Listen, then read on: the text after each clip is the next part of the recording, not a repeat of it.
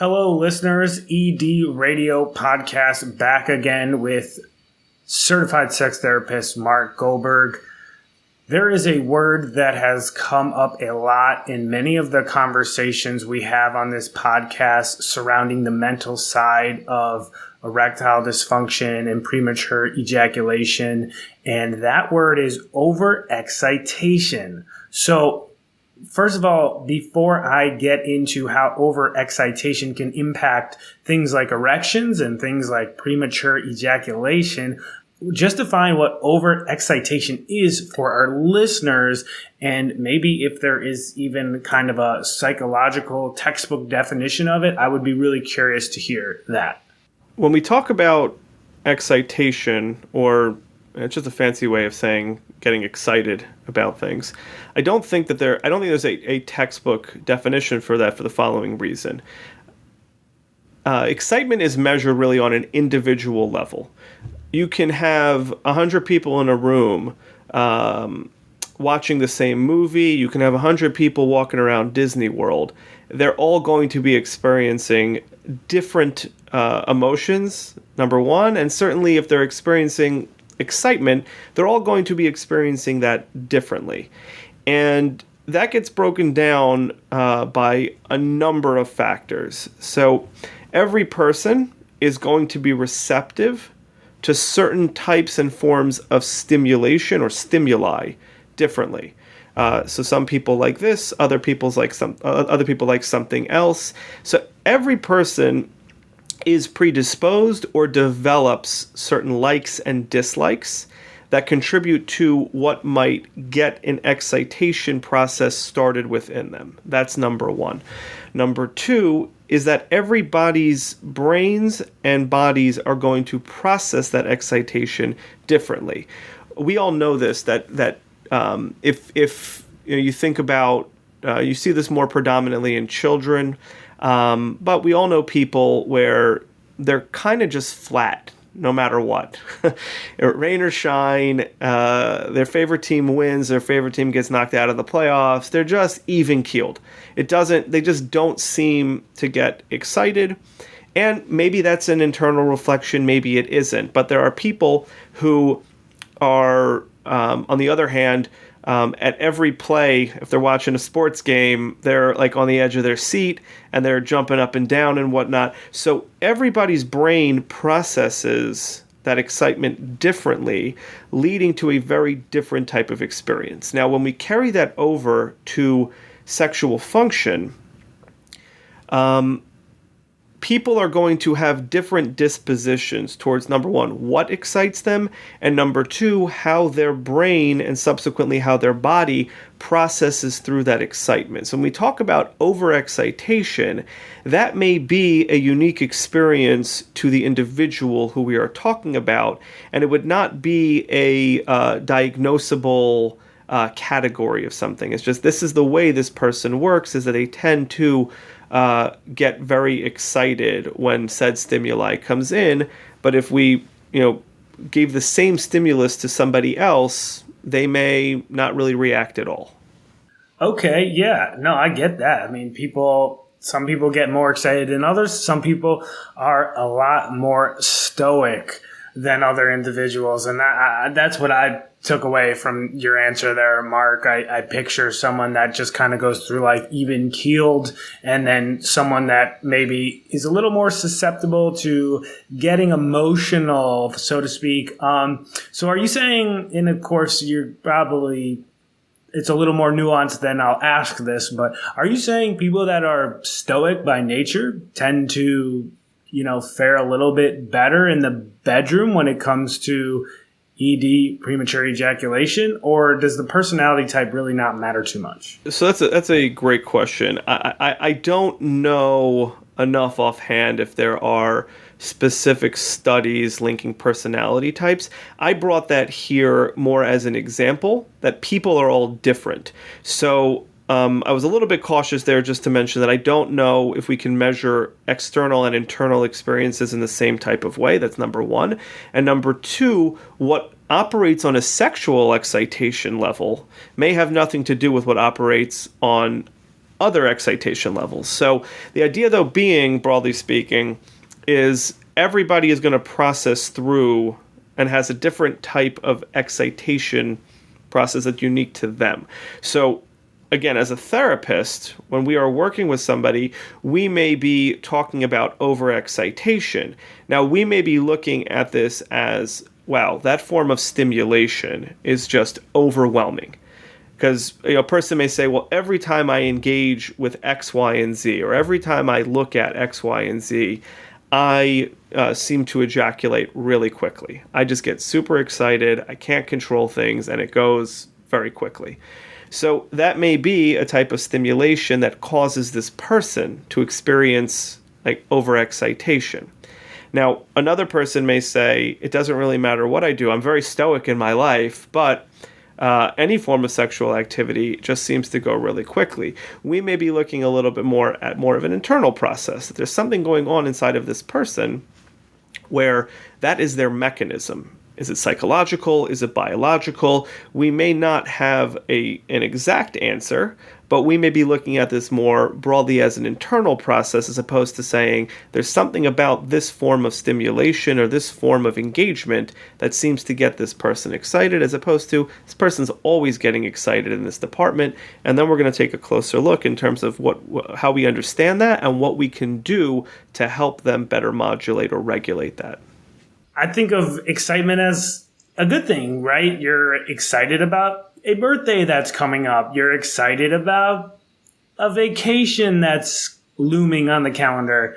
So it's just interesting to me that excitement seems to have a whole different dynamic when you talk about sex, right? So is excitement a good thing when it comes to sex, or is it something that really needs to be controlled? Because if you don't control that excitement, it could result in things like erectile dysfunction and premature ejaculation. That's a great question. So generally speaking, I think in the terms of that pleasure is a good thing when it comes to sex. Excitement is a good thing in moderation. So going back to even your example, it's great to be excited about a birthday party. It's great to be excited about a vacation. But just because you're excited about the birthday party doesn't mean you can go take a slice out of the cake 2 days before the party happens. You got to wait to get to the party. So there are people that do get really excited and then based off that excitement act a little bit too hastily, a little bit too quickly. And that, I think, to an extent, has to be modulated. That has to be regulated in order to create the kind of experience that everybody wants. We've all been there. We've all been to a party when there's somebody who is a little bit too excited. And as much as like we can appreciate that for a couple moments, they can also kill the vibe. So excitation is something that I agree, generally speaking, you want there to be that atmosphere. Partner wants to feel like they're wanted.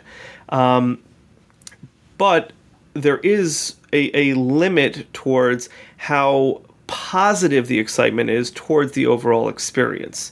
I also want to caution, again, the listeners here when it comes to this, is that the excitement may not be felt as just like a burning desire to do something. Some of these mechanisms are operating at a level where we don't even necessarily perceive them. But again, the connections between, a lot of this is happening in the nervous system, but the connections between, again, when it comes to ejaculation, levels of serotonin in the brain and the messaging that sends down to the body, that the excitation we may be talking about is not on a perceived level. It's not on a felt level, but it's a process that's happening in the autonomic system or in the subconscious system, and we don't necessarily feel that. There are people, absolutely, who do get overexcited. They can sense that and feel that, and it does lead to, let's say, an early or a rapid ejaculation. So to that end, not all amounts of excitement are necessarily invited guests at the sexual party.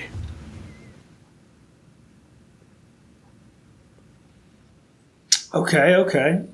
So this kind of chat about overexcitation is bringing up another concept that we have discussed in previous episodes of the Erectile Dysfunction Radio Podcast, where we dive into all things sexual health, psychological, etc. And that word is anticipatory, and maybe anticipatory anxiety. Now, is that a function of being overexcited for a sexual encounter as well? It's a really complex question. So I don't want to say categorically no. What I do think, though, is helpful to kind of think of these as two separate processes. There's an excitation or an excitement process, a pleasure process. That all goes into one category. And then there's the anxiety, depression, category of things, which really detract from the overall experience. I recognize that there's a lot of complexity to the human brain, and there's no doubt that there are people out there who do get a traumatic response to excitement. They get an anxious response to excitement. Some of that's based on a trauma history. Some of that's based on other factors in terms of how the brain kind of wires together. So I don't want to say categorically that such a thing does not exist, but generally speaking, I find it most helpful to think of these as separate components. Now, Mark, you've worked with many men who have dealt with erectile dysfunction. So based on what you've seen, based on your research, based on everything you bring to the table, is being too excited for a sexual encounter a cause of erectile dysfunction? Is this a thing? So again, generally speaking, when we talk about excitation when it comes to erections, there's very little that we would look to modulate when it comes to an erection. So almost encourage our listeners to think about premature ejaculation could be a function of overexcitation. Generally speaking, erectile dysfunction is not going to be caused by being overly excited.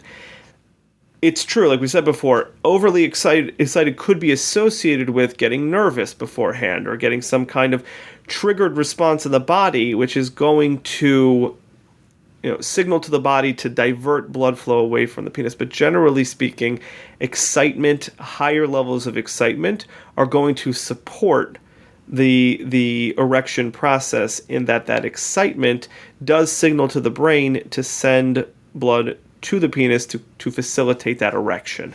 So I would say it's rare that the approach to a psychogenic or a psychologically based erectile dysfunction is going to be to downregulate or to modulate excitement. But again, I don't want to say that never happens, but it's very rare. Generally speaking, with premature ejaculation, we might be looking to control some of that excitation, and with erectile dysfunction, or trying to facilitate better erections, we're looking to increase excitement or excitation. Mark Goldberg, certified sex therapist, talking overexcitation and the impact it could have on ED, PE, etc. So, Mark, I always like to give you the final word here. Do you have anything else you want to add to the conversation on this topic? I don't want any of our listeners to worry about this concept too much. It really is much more of a clinical term that we do use on the podcast. We talk about excitation, overexcitation. It's something that I think is probably pretty tricky to try to just identify and regulate on your own. If you suspect or that you get this feeling at times, or you really can notice this overexcitation happening, and it causes, let's say, a lack of control when it comes to ejaculation, that's most predominantly when overexcitation becomes an issue that causes distress, I would encourage you to kind of reach out, find a local sex therapist to work with them to more properly identify this. It is tricky because it does take, I think, a bit of finesse, and there's a bit of an art here, because we don't want to be overly limiting when it comes to that excitation. because excitation is so important for sexual pleasure, for mutual enjoyment in these experiences, that I think you got to be very careful to what extent you're trying to limit this. I'll just make a quick mention of this. There's a lot of advice out there of, think about baseball, think about, things that are non-exciting. And I think it's fair for people to think about, like, is that where you want to be in your relationship? Is that the kind of experience you want to be having, where you're engaged with your partner, but you're forcing yourself to think about, who's up at bat in the fourth inning? It's generally not a direction I think that people want to be in. I understand that it might somewhat help to deliver a slightly better performance. But in terms of overall experience, I do think that we need to all be very careful in terms of how much excitement and pleasure we're trying to limit and how we go about doing that. So just urge and exercising some caution when it comes to trying to control or regulate that excitement.